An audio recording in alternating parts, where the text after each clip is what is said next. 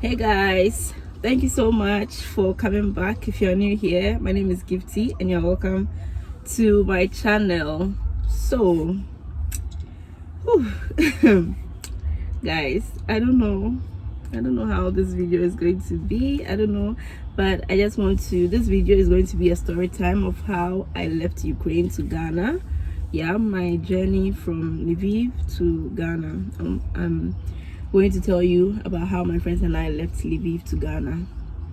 Yeah, the journey was just so uncertain and so traumatic that I couldn't vlog it, and I would have really I wouldn't have, like when everything started, like my friends and I were like, oh, Gifty, vlog it, this is going to give you a lot of views on your channel.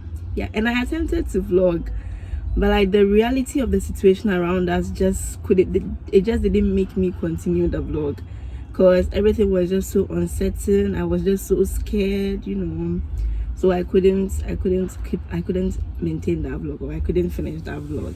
So I decided to make it into a story time. Yeah, so that is what this video is about today. So let's start.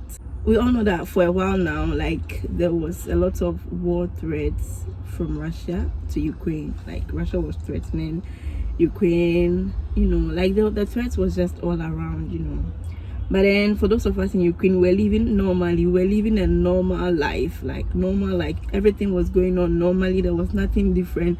So it just felt like it was the media that was just blowing everything out of proportion, but everything else was just normal. And I even made a video talking about that, that like we are living a normal life here. I wasn't just the only one who was saying it. Every person in Ukraine knew that we were just living a normal life. But around maybe from like February 12th going, like, it just became intense.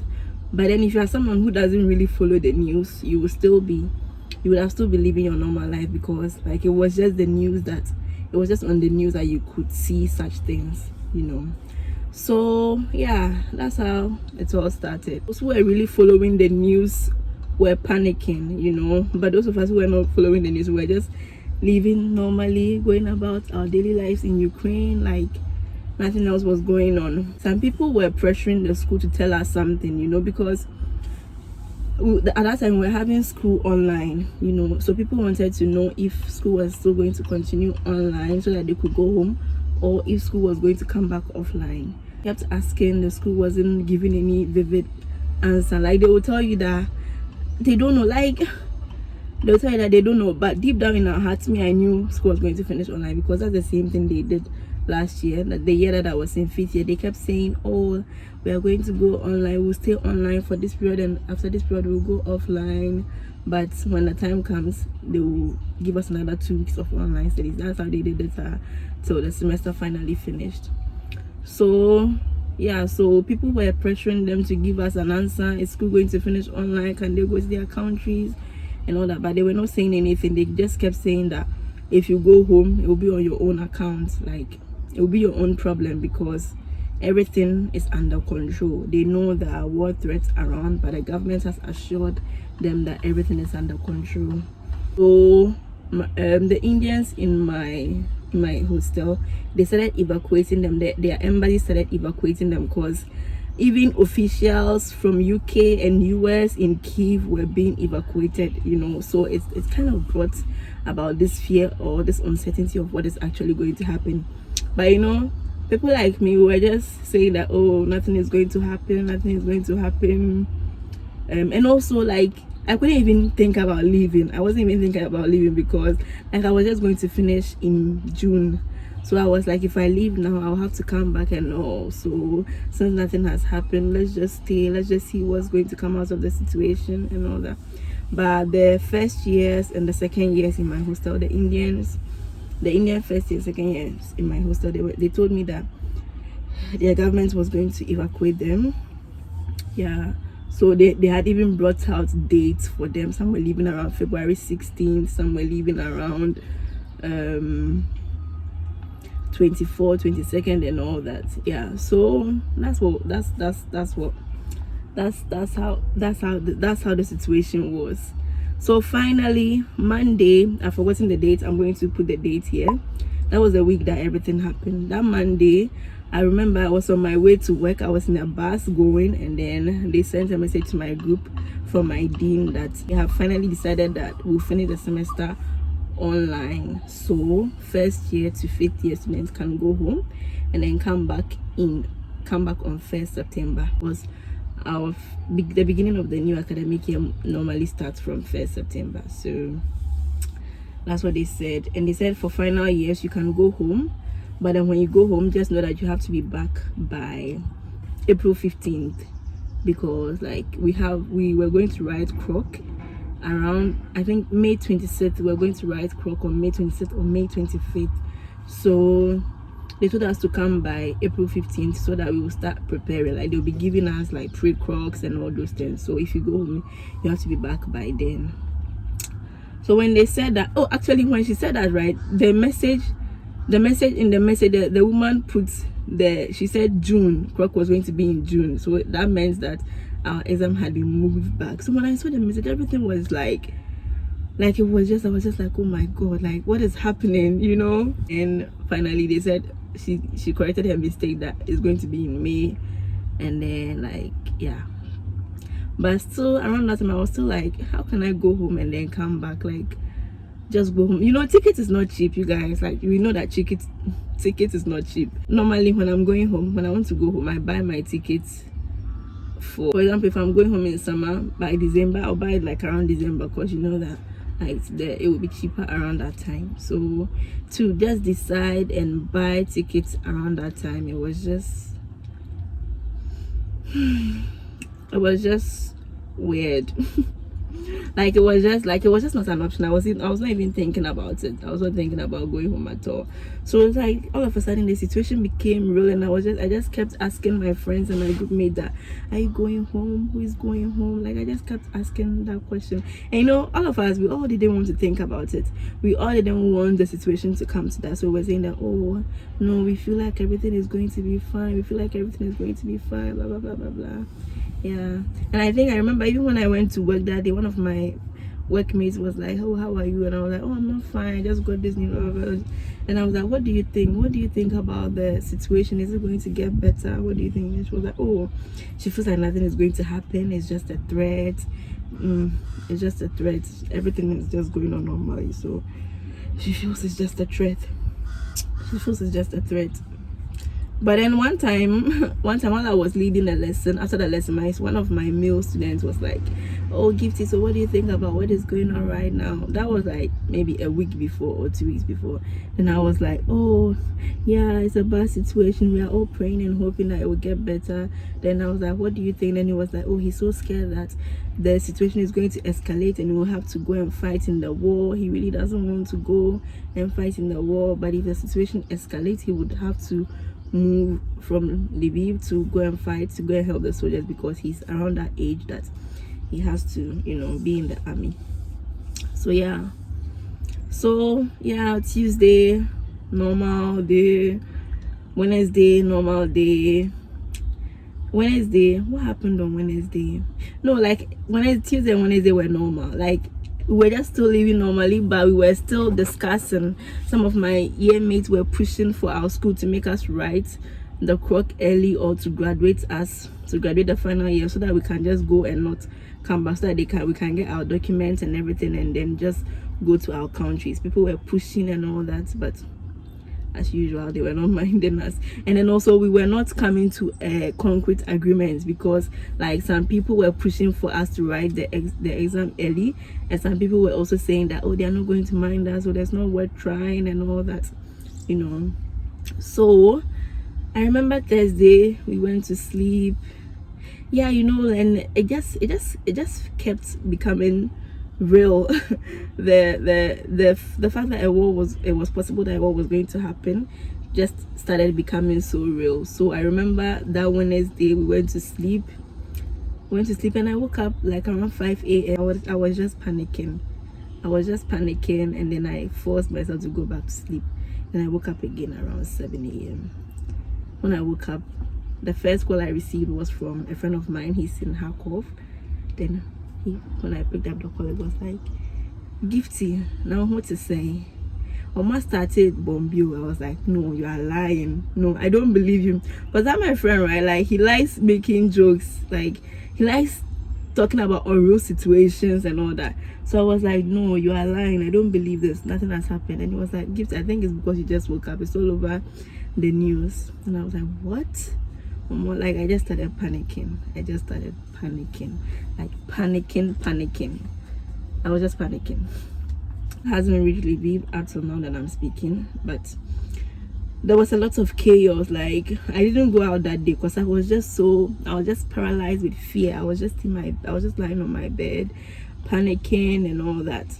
So I even wanted to go and wash my clothes. I just couldn't. I was just in my room, paralyzed with fear. And yeah, then later I just started listening to it. There was just a lot of chaos around. A lot of people were moving around. People were withdrawing money. There was no money in the ATM. There were long lines in grocery shops. People were buying groceries so that like they will stay in their homes and not go out, you know.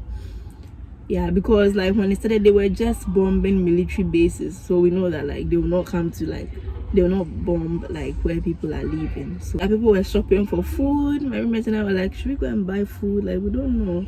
Should we go and buy food? What are we going to do? We started thinking, what are we going to do? Should we go to Poland? But then like that time we didn't know that they were going to open the borders for foreigners. So we were like, oh, we then have to apply for visa. And people like, visa takes like 15 days or I think 15 days or 3 weeks.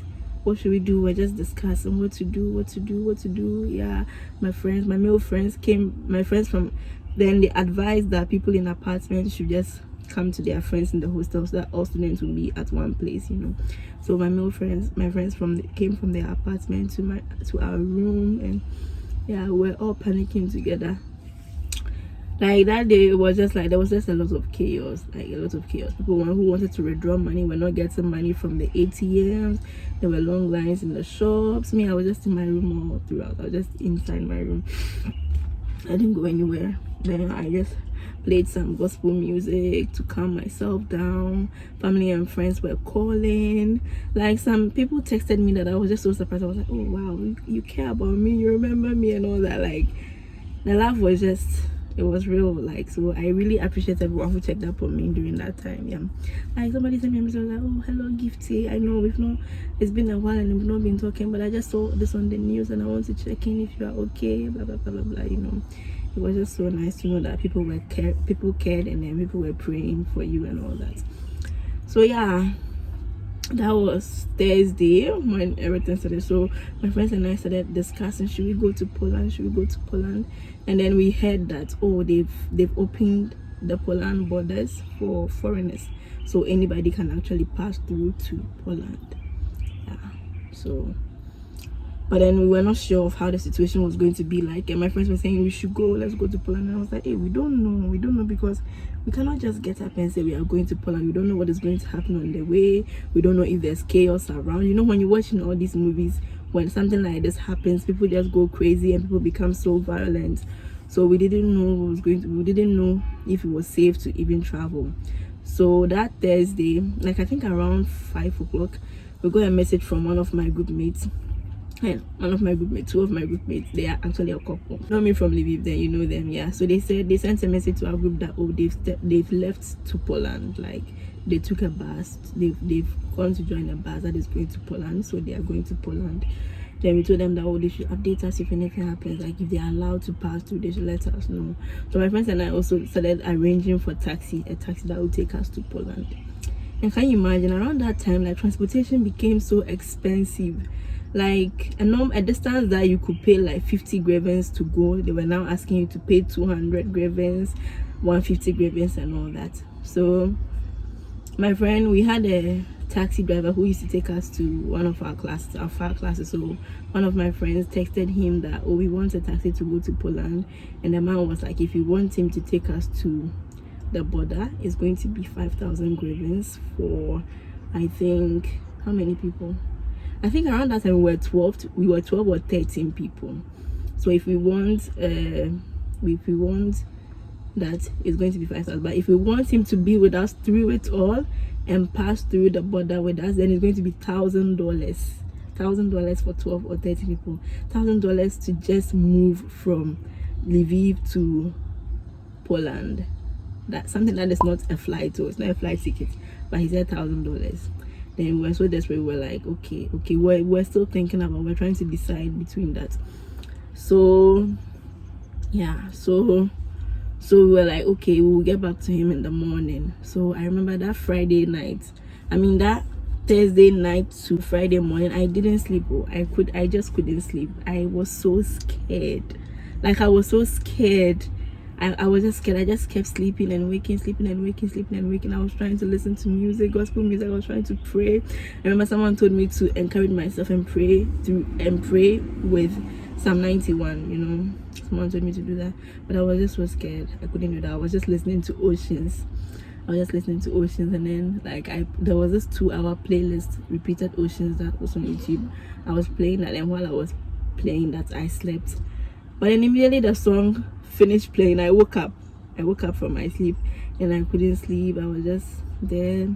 I remember I wanted to pee. I couldn't get out of the room to go and pee.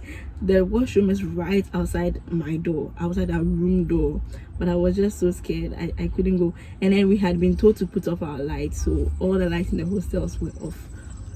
Yeah, so I didn't sleep again. I was just lying down. It was 4 o'clock. Lying down, it was 6 o'clock. Then like around 6 o'clock, I just went to bath, and then I woke up my friends that, please, you people should wake up and let's go to Poland. Okay, we actually decided the previous day that we're going to go, but I think we agreed to go around 12. But I was like, please, you people, please let's get ready to move. Let's get ready to move. And then we all started getting ready. I mean, they got up. But then before they went to bath, I think we started hearing the siren, like when there's when they detect that maybe a bomb is going to come, like they start sounding sirens, and like it's something to tell you to go and hide in your bunker or your bomb shelter, you know. So we started hearing that, and then we moved downstairs to our basement. Around this time, all my friends had baths. They had all taken their bath. I don't really remember whether it was when we came back that they went to take their bath, or but we could see that people were ready to go. Like, and even when we came out from the bomb shelter, when we came back from the basement, some people already started moving out. Some people started going in their taxis and all. And then can you imagine the driver that we were speaking to the previous day? He told us that he was going to get back to us on Friday, but then when my friend texted him, he didn't reach him. So it means we're going to be on our own. But then we checked, people were leaving with normal taxis like Bolt and Uklon and like 4-seater taxis and all those things. So we found one taxi. Like I went with my roommate for her to, she had some grievance on her, so she changed the money to dollars, and then we came home and then we called a taxi, and then yeah, we got one taxi. We got it for 2,000 grievance for, like, it was the normal 4-seater 4-passenger car for 2,000 grievance, but we were six. So around that time, I don't know if this is necessary information, but like any driver that was working around that time, I think there was a certain commission that you had to give to Uklon. We used Uklon, but then the driver didn't want to pay that commission, so he told us that we should cancel the taxi on Uklon, you know, but he would still take us for the same amount. So he took us, and we told him that, oh, we are 6, please, he should take us like that. So yeah, he took us, and then we started our journey. So all this, right, like we didn't know the way. Me, I've never been to that border before, but like, you know, like students, people were sharing information. People who had been there were sharing information. So that Friday morning, we got the address that we should use this border, Shahini border or something. Yeah, so that's the border we decided to use. So we called the taxi to that place, and then he took us. But then we were told that like the taxi cannot cross the border with you, so he's going to let you get down at a certain point, and then you have to walk to the border. Imagine when people were telling us about all this walking, we were there thinking, oh, 15 minutes walk or something. So he would just stop you at the driver would just drop you maybe somewhere in front of the border, and then you will now walk your 15-minute walk to the border, and then they'll stamp your ticket for you and all that. But the reality was really not like that. Like, the driver took us, like, we rode in his car for like maybe 30 minutes. Yeah, and even when we're going, everything was smooth, but we got to a stop that like one policeman stopped him, and then he checked some stuff. We were scared, we thought he was going to make us come out, but he didn't. So we finally got to somewhere supposed to be around the border. So that's where the driver dropped us, because there was a long traffic, and he said he cannot move past this point, because or if he waits, he's just going to be in traffic for so long. So this is where we have to get down. So we got down, and then we checked the distance from that place to the border. Google Maps showed that it's like 1 hour 9 minutes or so by car, and then for 3 hours 30 minutes on foot. 3 hours 30 minutes on foot. So it means we're going to have to walk for 3 hours 30 minutes. So this was around like 11:15 a.m. or 11:30 a.m. So that's how our walking started. We really walked, and because like we knew that like if it's evening, there's not going to be any shelter, or you wouldn't have anywhere to stay. In fact, I was hoping that maybe like if we manage to get there, even if the line is long, around maybe 8 p.m. or 7 p.m. we'll be inside somewhere, because we're hearing that like when you cross them, there are 3 parts of the border. There's a first part that you cross, then there's a second part, they will take you somewhere. There's a second part where you have to stamp your thing. So I was thinking that maybe that second part you'll be in a room or something. So I was like, if we are able to walk and get to the border quickly, then maybe we'll be inside when it's night time, So we were walking so fast. We told ourselves that we want to get to the border before 2 p.m. But we walked and walked and walked and walked and walked. My legs were hurting. I don't know, I got to a point, I don't know, I felt like, I don't know what I injured, but I couldn't lift my leg. I couldn't lift my leg without feeling like a very harsh pain, So we walked. You walk for like, you feel like you walk for so long, and then you check, and then you just walk for like 15 minutes, and you still have like such a long way to go. So we're just walking. We're walking so fast, like, and we were going with one guy, so he was just walking so fast. And then Belinda was able to catch up with him. It was Marvin, Marvin. Yeah, Marvin and Belinda were just ahead, and I was just right behind them. And then we were with 2 other girls, Precious and Fia. So like it was Belinda. Then means we were actually 5. Marvin sat in front, and the 4 of us sat at the back. Karen and Java were behind us in another taxi. So like Marvin and Belinda were in front, like maybe like 5 minutes walk from me, and I was just behind them. I was trying to walk. I was walking so fast to catch up with them and all. Yeah, so we were just walking. Like at that moment, you're just thinking of walking. Your mind is not you're not thinking of anything. You're not thinking about your fear. You are not thinking about anything, but you're just walking, because the goal is to get to the border, So we were just walking. Then when we get to a point, we will stop. Like Mervyn, and then we will stop for Precious and if she had to catch up with us, and that was like the time that I would use to rest, because like they were quite behind, so I'll just rest during that time, and then when they come we'll rest for like maybe 2 minutes, and then we'll continue. We're just going, walking.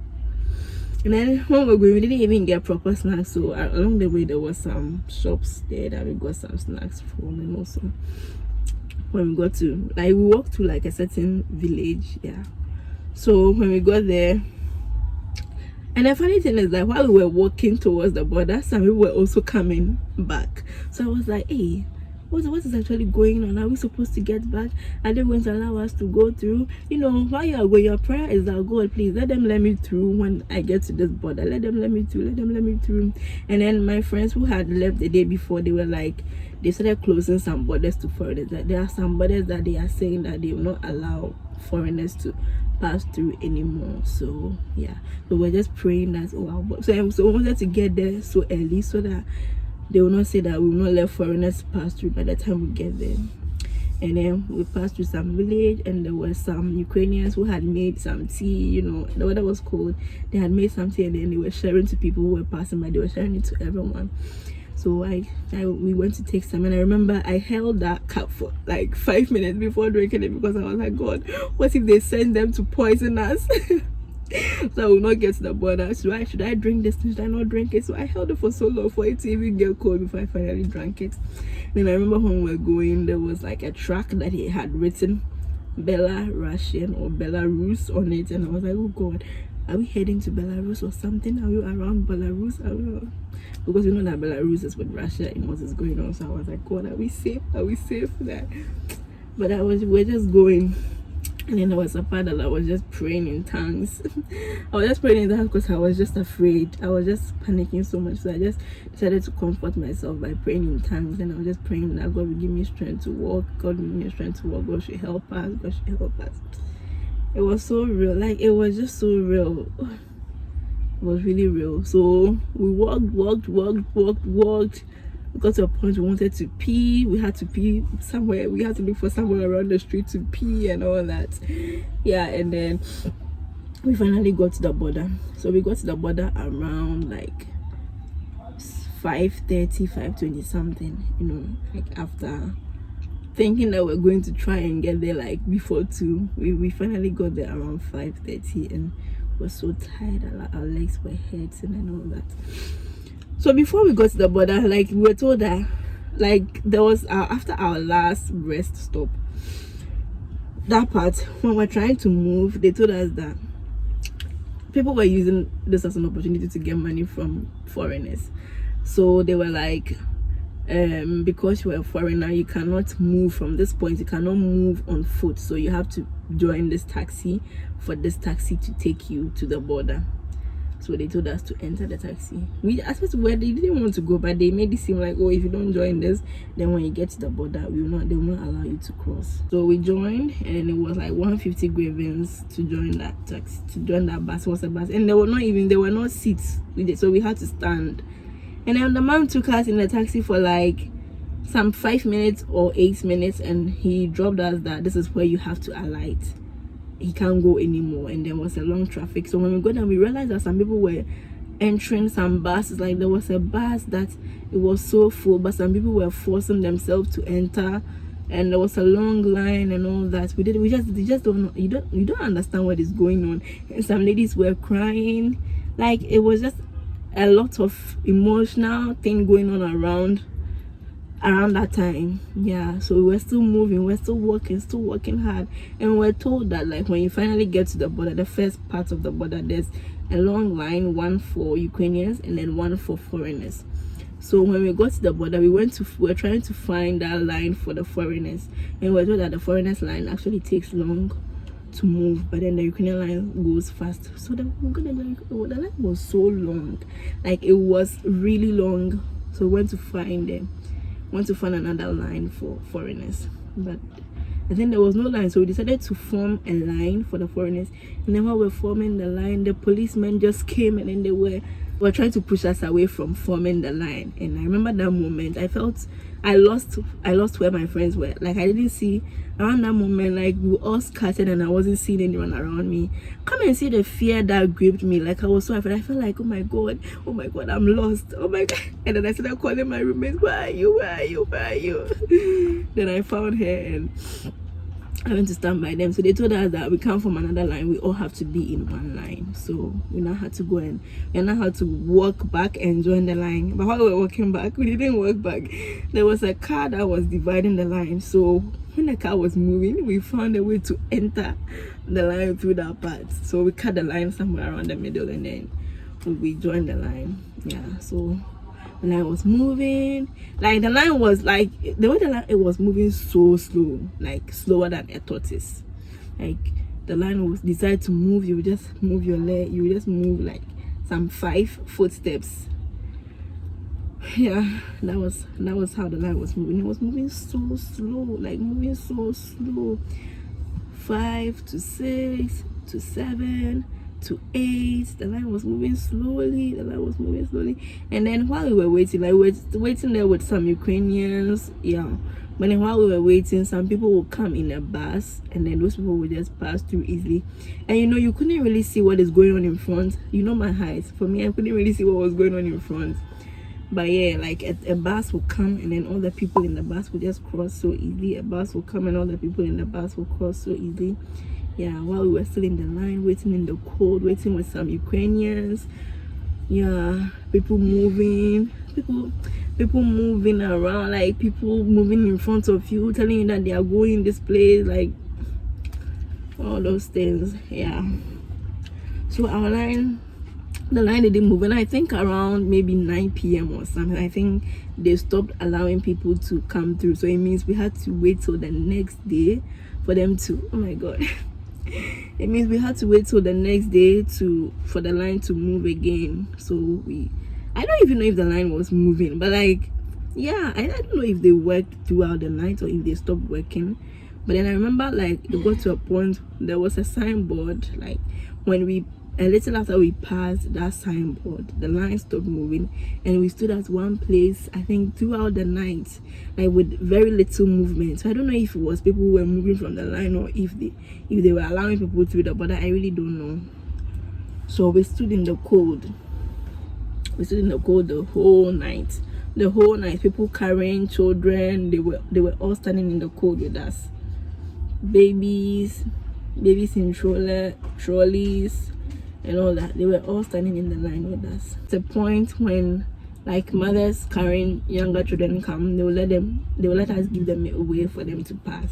Yeah, so we stood in the cold throughout the night. And you can't sleep, because if you sleep, where will you sleep? You will just stand there and doze a little. When you feel yourself fall, then you just get back up.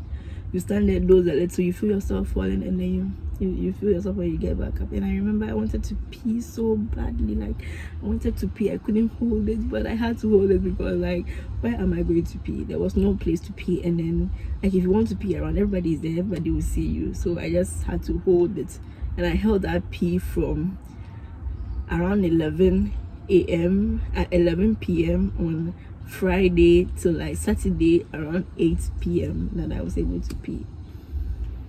And then around 7, I think around 6 or 7, the sky started becoming like light a bit. And I remember, like, you know, around that time, like, your ears are just so sensitive. And I remember that, like, whenever anybody was moving their suitcase, it just sounded like shootings in my ears. So that morning after we stood in the cold, I didn't get enough sleep. So I don't know whether that's what was giving me hallucinations, but all of a sudden, it's like I could hear people making noise, and this is how it sounded in my ear. It sounded like soldiers were chasing people and shooting at them, and the people were screaming and coming to our direction. And like, the sound was so weird for a lot of people, so a lot of people were looking around and trying to figure out the sound, but like, they were trying to act like nothing was happening, you know. So I was like, oh god, am I tripping? Am I the only one hearing this? I was asking the people around me, can you hear anything? Oh my god, I know I was being so annoying, because I was just so scared, because that's what was going through my head, like, oh my god, the soldiers are coming to shoot at us. Oh my god, is this where I die? Like, I just kept asking myself that, god, is this where I die? Oh my god, what is my family going to do if I die right now? What is going to happen? Like, they brought me outside the country to study, and they are not even going to get to see me. Like, a lot of things were just going through my head around that time. And I was like, can't you hear? They said, we can't hear. And I tried to stay calm, and then finally we got to the front. When we got to the front, like, you just don't know what is going on. They are saying women and children, they are saying foreigners pass here, foreigners do that, and then, you know, the foreigners, it wasn't just black foreigners, it wasn't just the people I went with. There were like a lot of foreigners from different parts of Ukraine. There were Eastern African foreigners, there were Southern African foreigners, there were Western African foreigners. They were all just so mixed together. We were mixed up. Yeah, so when we got to the front, those people, instead of them to just open the border for us to let us through, I don't know why opening the border was just taking so long. I don't know what they wanted to check. Okay, well, I know they have to check your documents and all that, but like, they were making the process so long and so painful and stressful, you know. So they told us to go to the front. They would tell us to go to this way, go that way, go this way, go that way, go this way, go that way, but we're still not moving. And then I think finally, when the soldiers were not around, some foreign guys, but none of the guys that I was with None of the guys that I knew were with them, you know, but some foreign guys started jumping over the border. Like they just started crossing, you know, like jumping over the wall. And then the police came, and then they were beating them. The police were beating them, and the police came, and the police were beating them and all that. So because of that, like, it made them now look at all the foreign guys differently, you know, like, because it's like foreign guys who jumped over the wall, but we didn't see their face. So now it means that all foreign guys are part. So we were told to form another line for women and children, and then the guys should form another line. So we're all going to be allowed to pass through. That's how we're in one line, and then one Ukrainian girl was like, this is not, she was telling my roommate that this is not your line, this is not your line, you're not supposed to be here. Then my roommate was like, I'm a woman. My roommate was like, I'm a woman. So I don't know whether the girl meant that, like, because we are blacks we can't be in the line, or I don't know what she was driving at, but that was her own problem. So finally crossed that part, and then we went to another part. The line was just so long. Like, I don't know what was delaying the process. Like, the line was just so long, and the line was moving so slowly. But I think around that part they were giving food, but everything was just so uncoordinated. Everything was just so, no coordination, no police to make sure everything is working well. When we finally got to the front, some guy took it upon himself to make us form straight lines. Tell me why and how we use one line just to other people to 1 hour. We used one whole hour and more to other people to form a line. Tell me why we did that. Like, the guy was trying to arrange us in a line, and people were not following him. He was confusing himself. Oh, it was just a horrible experience. It was just a horrible experience, and it was so embarrassing because it was an African guy. It was an African guy who decided to take it upon himself to